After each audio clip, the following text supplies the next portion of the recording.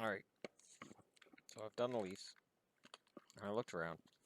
I looked at Anaheim, and Anaheim's going to require some investigation because that left side looks powerfully weak.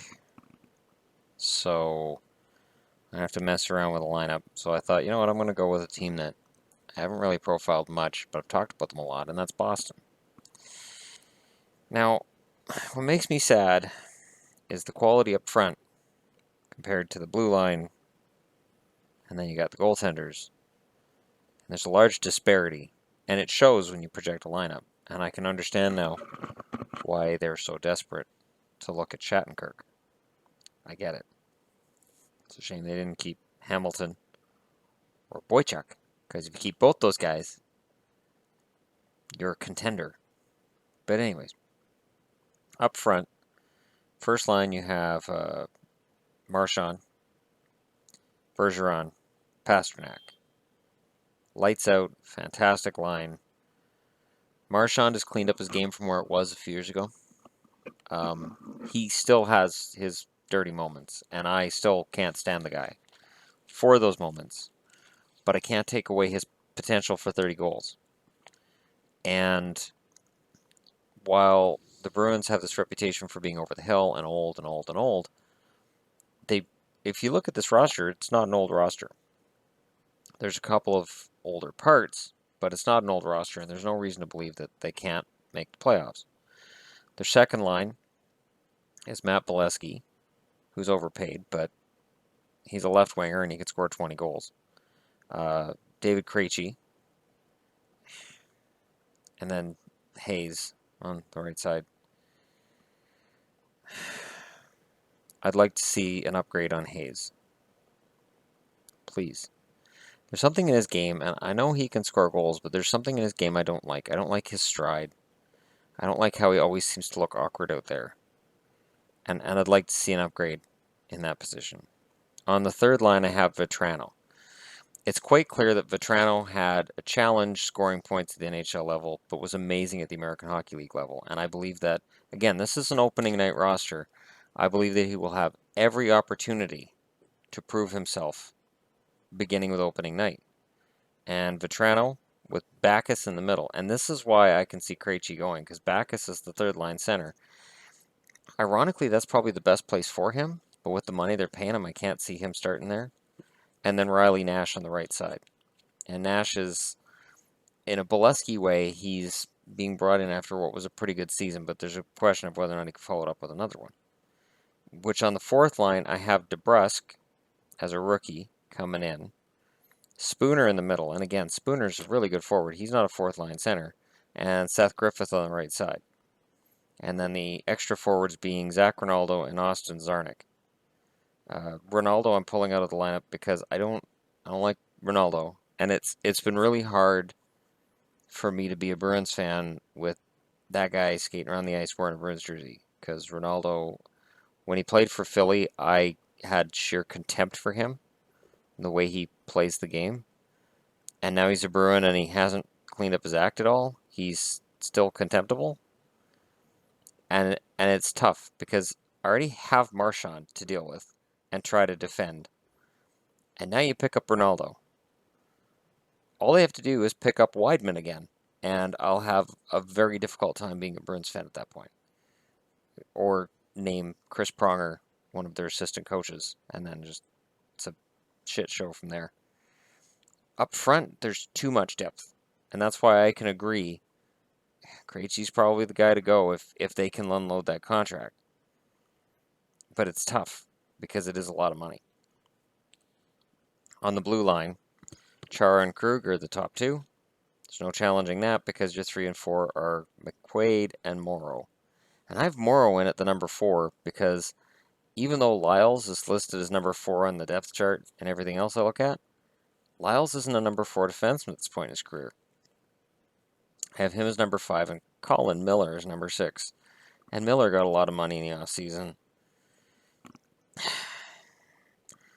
And then for the extras, I have 2 rookies. I have Jakobs Borrell because they need to infuse some youth and talent into this lineup. And Brandon Carlo because Carlo is huge and I think they're going to want to take a look at him at the NHL level. And it is not a blue line that I like. I totally get the Shattenkirk things when I really look at this. The problem is they're paying McQuaid a lot of money, they're paying Krug a lot of money, they're paying Char a lot of money, and they're paying Miller a lot of money, and John Michael Lyles is making $2 million this year. So you put Shattenkirk in there, and you have a lot of cap space tied up on the blue line, and then you got to re-sign Shattenkirk at the end of the year. And then in net is Tuukka Rask and Anton Khudobin, which tells me that Malcolm Subban is being moved. His stats in the American Hockey League have not only stagnated, they've dropped. And you have to wonder how long can he stay in the American League and stay focused and be ready to make that step. So, yeah, we're in a position where Khudobin may be the guy to move. Maybe he goes to Toronto. Maybe Toronto takes a shot at him in the back as the backup. I would have said Edmonton before Edmonton fixed their backup problem with Gustafsson. But maybe Subban's a throw-in for Shattenkirk. I can't see him staying in the minors for another season. And they don't pick up Khudobin because they believe Subban's ready. They pick up Khudobin, who left the NHL to go to the KHL to play hockey because the Ducks were waving him. He's not coming back to play in the American Hockey League. That blue line depresses the shit out of me. It makes me angry. Fix it. Fix it now. I don't want to fix later. I want to fix now. The Bruins are tantalizingly close to being a contender, even at this stage. They've barely missed the playoffs the last couple of seasons. And they're this close to being relevant and a contender. And an infusion of talented young guys would help. But there's so many other things, so many other moving parts here, and that blue line has to be fixed. It has to be fixed. I'm fine with Rask as the starter. A lot of Boston fans crapped all over Rask all year, and you know what? Rask faced a lot of shots and had a lot of heat on him, and that blue line isn't good enough. It's just not good enough. I like Lyles as a depth signing. $2 million's a bit rich for what I think a 5'6" defenseman should make, but whatever. It's fine. Lyles has played in the NHL for a long time, and he's a player I like. But you can't have McQuaid and Miller playing big minutes. I mean, what are they going to do? Are they going to bring Burkowski back after he played his way out of Vancouver? It's that blue line. That is the reason why, if Toronto finished ahead of Boston at the end of the year, I'm not necessarily surprised. It has to be fixed. The problem is Sweeney has made that lineup so top-heavy with forwards and so lacking on the blue line that other teams know damn well the situation he's in, and they've got him over a barrel. So the odds of them being able to make a really good fair trade right now are slim. Very slim. And as a fan of the Bruins, and I am a huge fan of the Bruins, and I will cheer for them and I will play shipping up to Boston every time they score a goal for the rest of my life.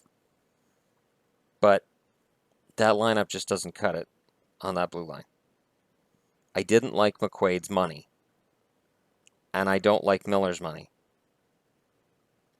And when I watch the Canucks pick up a guy like Triamkin, I go, hey, Boston, there's defensemen out there you can get on ELCs to do what these guys do. And I'm going to put a shout out to the Canucks because, you know, I get crapped on for my view of the Canucks. Triamkin is a keeper. Part of the reason I didn't understand Goodbranson being brought in is I think Triamkin has the potential to be a bigger star than Goodbranson. I think Nikita Triamkin is a steal, a beast. He's huge. And right from the face-off in his first game, I was like, that kid had better stay in Vancouver.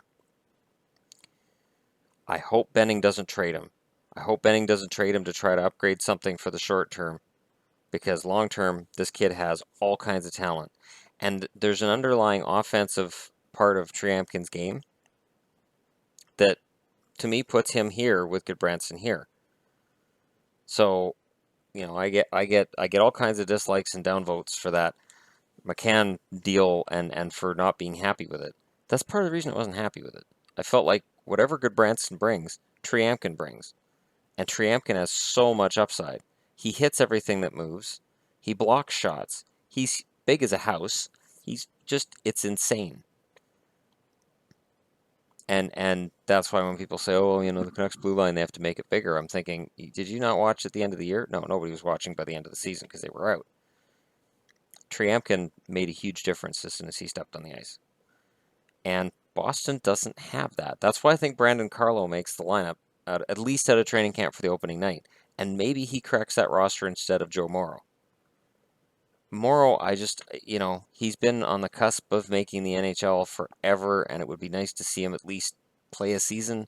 And yet I don't know that he's talented enough to play important minutes at the top level in the NHL and not be a detractor, or in terms of your likelihood of winning a big game.